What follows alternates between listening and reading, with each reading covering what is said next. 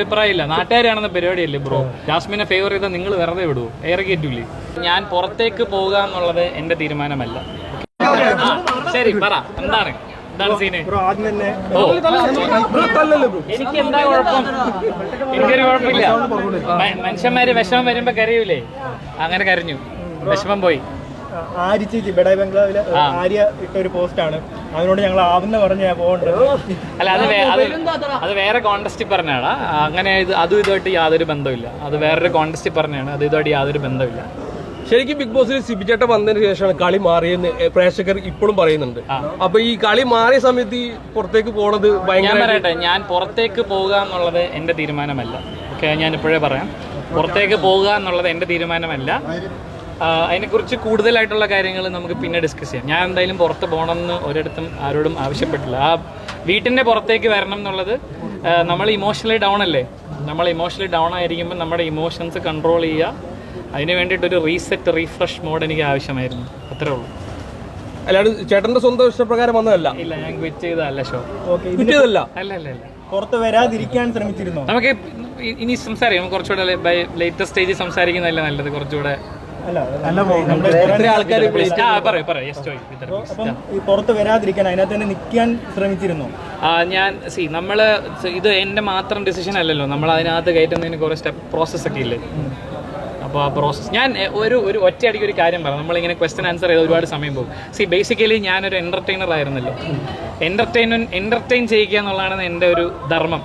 അത് ഞാൻ അതിനകത്ത് വൃത്തിയായിട്ട് ചെയ്തുകൊണ്ടിരിക്കുകയായിരുന്നു എന്നാണ് എൻ്റെ വിശ്വാസം. പക്ഷേ ലാൽ സാറ് വന്നിട്ട് പറഞ്ഞ കാര്യങ്ങൾ എനിക്ക് വേദന ഉണ്ടാക്കി. അതായത് എന്റർടൈനർ അല്ലേ നമ്മുടെ തൊഴിൽ. അപ്പോൾ എന്റർടൈൻ ചെയ്യുന്നില്ലേ ആൾക്കാർക്ക്? ഞാൻ എന്റർടൈനിങ് ആയിട്ട് തോന്നുന്നില്ലേ? എന്റെ എന്റർടൈനിങ് കയ്യിൽ നിന്ന് പോയോ? അപ്പൊ അങ്ങനെ തോന്നിയപ്പോ ഒരു എന്റർടൈനർ അല്ലെങ്കിൽ പിന്നെ എന്തിന് ഞാൻ അതിനകത്ത് നിൽക്കണം എന്നുള്ള ആ മൊമെന്റിൽ എനിക്ക് തോന്നി, ആ ഒരു നിമിഷം. അപ്പൊ ആ തോന്നലൊന്ന് പിന്നെ നമുക്ക് ഒരടിയല്ലല്ലോ, മെഷീൻ ഗണ്ണായിരുന്നില്ലേ.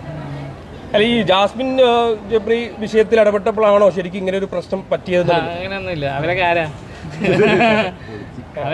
അവരൊക്കെ ഗെയിം കളിച്ചിട്ട് അവരവരുടെ വഴിക്കും. അപ്പൊ അവരുടെ പ്രണയം ഫേക്ക് ആണെന്നാണ് സിബിചേട്ടൻ പറഞ്ഞത്. ഞാൻ ഓൾറെഡി പറഞ്ഞെന്ന് തോന്നുന്നു അത് അവിടെ വെച്ചിട്ട്. അല്ലേ, ലാലേട്ടന്റെ എപ്പിസോഡിൽ തന്നെ ഞാൻ പറഞ്ഞില്ലേ, നാട്ടുകാരെ പറ്റിക്കൽ പരിപാടിയാ. സിമ്പിൾ. ബിഗ് ബോസിന്റെ മൈൻഡ് ഗെയിമിൽ ചേട്ടൻ ഒരു മിനിറ്റ് ഞാൻ പറഞ്ഞുതരാം. അതിനുള്ള ആൻസർ കൃത്യമായി ഞാൻ പറഞ്ഞുതരാം. അതായത് ആ വീട്ടില് എനിക്കൊരു ഗെയിം, ബാക്കി 18 പേർക്ക് ഒരു ഗെയിം. ഇതിന്റെ അപ്പുറത്തേക്ക് ബിഗ് ബോസിന് ഒരു മൈൻഡ് ഗെയിം ഉണ്ട്.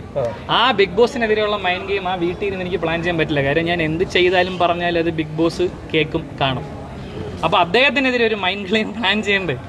അല്ല, ഞാൻ ചോദിച്ചോട്ടെ, ഇപ്പൊ ജാസ്മിന് ഫേവർ ചെയ്യുന്നുണ്ട് തോന്നുന്നുണ്ട് ചേട്ടൻ? അഭിപ്രായമില്ല. അങ്ങനെ അഭിപ്രായമില്ല. നാട്ടുകാരാണെന്ന പരിപാടിയല്ലേ ബ്രോ. ജാസ്മിനെ ഫേവർ ചെയ്താൽ നിങ്ങൾ വെറുതെ വിടുവോ? എയർ കയറ്റൂലേ? എങ്കിലും ലാലേട്ടൻ ഒരു എപ്പിസോഡിൽ ജാസ്മിനെ പൊക്കി പറയുന്ന ഒരു ഇത് കണ്ടു. നിങ്ങൾക്ക് തോന്നിയോ? തോന്നി. അല്ല, ഈ സിബിൻ ചേട്ടൻ കാണിച്ചു എന്ന് പറഞ്ഞ സംഭവം ഒന്നും ഇവിടെ ആരും പ്രേക്ഷകർ കണ്ടിട്ടില്ല. അതെന്തുകൊണ്ടാണ് കാണിക്കാത്തതെന്ന് പറയാൻ പറ്റും? അത് BCCI റൂൾ ഉണ്ടെന്ന് ഞാൻ കാണിച്ചിട്ടാ. ഞാൻ അതിനകത്ത് ചെയ്തതിന്റെ മൊത്തം റെസ്പോൺസിബിലിറ്റി ഞാൻ എടുത്തു. എനിക്ക് എന്താ പറയുക, ഊളയെന്നോ അങ്ങനത്തെ ഭാഷകളൊന്നും ഉപയോഗിക്കാറുണ്ട്. എൻ്റെ ഏറ്റവും മാന്യമായ രീതിയിൽ ആ ഫ്രസ്ട്രേഷൻ ഞാൻ പുറത്തേക്ക് വിട്ടത് ആംഗ്യത്തിലൂടെയാണ്. അത് ഞാൻ പൂർണ്ണ ഉത്തരവാദിത്തം ഞാൻ ഏറ്റെടുക്കും. ഈ സ്വന്തമായിട്ട് തീരുമാനം എടുത്തില്ലെന്ന് പറയുമ്പോൾ തന്നെ ഈ വാക്കൗട്ട് ചെയ്തത് എങ്ങനെയാണ്? വാക്കൗട്ട് എന്ന് എനിക്കറിയില്ല. അതെങ്ങനെ ഇൻഫർമേഷൻ നിങ്ങൾക്ക് എവിടെ നിന്ന് കിട്ടിയെന്ന്. ആരോഗ്യ പ്രശ്നങ്ങൾ കാരണം മാറ്റുന്നു എന്നാണ് എന്നോട് പറഞ്ഞത്. അതായത് ഡോക്ടറിന്റെ നിർദ്ദേശപ്രകാരം. ഡോക്ടർ നിർദ്ദേശം. അങ്ങനെ ഒരു പ്രശ്നം ഇല്ല നിങ്ങൾക്ക് തോന്നുന്നു? അപ്പൊ ഇതിന്റെ ക്രെഡിബിലിറ്റി പോകില്ലേട്ടാ? ഈ ഏഷ്യാനെറ്റിലെ ബിഗ് ബോസ് ഇതിന്റെ ക്രെഡിബിലിറ്റിയെ ബാധിക്കില്ല ഈ സംഭവം? ഞാൻ പറയട്ടെ, എനിക്കൊരു അഭിപ്രായമില്ല. ശരി തെറ്റുകളില്ല, റേറ്റിംഗേ ഉള്ളൂ. സത്യം പറഞ്ഞാൽ എന്താണ്, ഇപ്പൊ ആരോഗ്യ പ്രശ്നമില്ല എന്ന് പറയുകയും ഞാൻ പറയാം, നമ്മുടെ ഫാമിലിനെയൊക്കെ കണ്ടിട്ട് കുറച്ച് ദിവസം ഞാൻ അങ്ങോട്ട് പോകുന്നതിനെ കുറിച്ച് എന്താണ് നിങ്ങളുടെ അഭിപ്രായം? നമുക്ക് ഇരുന്ന് സംസാരിക്കാം. ഞാൻ അവിടെ പോയി എന്താ ഇപ്പം വാക്കൗട്ട് ചെയ്തു ഇല്ലെങ്കിൽ ആരോഗ്യ പ്രശ്നമാണെന്ന് പറയുന്ന അർത്ഥത്തില് ഞാൻ കരയുന്നത് നിങ്ങൾ എല്ലാവരും കണ്ടതല്ലേ. ഞാൻ വിഷമം വന്ന മനുഷ്യർ കരയും. അപ്പൊ നമ്മൾ കരഞ്ഞു കഴിയുമ്പോൾ നമുക്ക് എന്താ വേണ്ട? നമുക്കൊരു റീഫ്രഷ്, റീസെറ്റ് എന്നുള്ളൊരു ആവശ്യമുണ്ട്. ആ റീഫ്രഷ്, റീസെറ്റ് അവിടെ നിന്നിട്ട് ചെയ്യാൻ പറ്റില്ല എന്ന് എനിക്ക് മനസ്സിലായി. അപ്പൊ സ്വാഭാവികമായിട്ടും കൺഫെഷൻ റൂമാണെങ്കിലും ഇതെല്ലാം ക്യാമറയുടെ അളവിനുള്ളിലാണ്. അപ്പോൾ എനിക്കൊരു റീഫ്രഷ്, റീസെറ്റ് ചെയ്യാനായിട്ട് എനിക്കൊരു സ്ഥലം ആവശ്യമുണ്ടായിരുന്നു. ഞാൻ ഗെയിമർ എന്ന് നിങ്ങൾ സമ്മതിക്കുന്നുണ്ടോ? ചേട്ടാ, അതെ, അതായത് ഗെയിം ചേട്ടൻ നന്നായിട്ട് കളിക്കുന്നുണ്ടായിരുന്നു. അപ്പൊ ചേട്ടൻ വാക്കൗട്ട് ചെയ്തതല്ല. അപ്പോൾ ഒരു പ്രത്യേക ഒരു കണ്ടസ്റ്റന്റ് അവർ വിന്നറാക്കാൻ ശ്രമിക്കുന്നുണ്ടെന്ന് എന്ന് തോന്നുന്നുണ്ടോ? അഭിപ്രായമില്ല, അങ്ങനെ അഭിപ്രായം ഇല്ല ബ്രോ. അങ്ങനെയൊന്നും പറ്റില്ല ബ്രോ. ഇത് വെള്ളരിക്കപ്പെട്ടോ. 100% സ്ക്രിപ്റ്റഡ് ഒന്നുമല്ല. സ്ക്രിപ്റ്റഡ് അല്ലെന്ന് ഞാൻ പറഞ്ഞു. 100% സ്ക്രിപ്റ്റഡ് അല്ല. അങ്ങനെയാണെങ്കിൽ ഞാൻ അവിടെ നിന്ന് കരഞ്ഞിട്ട് വരുമോ? അല്ല,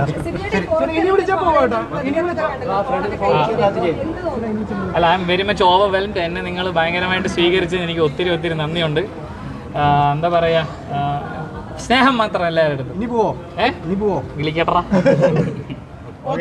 thank you guys, thank you. കാണാം കേട്ടോ. Thank you so much. നിങ്ങളുടെ സപ്പോർട്ടിനൊക്കെ കോടാനുകൂടി നന്ദി. Thank you so much guys. Thank you so much.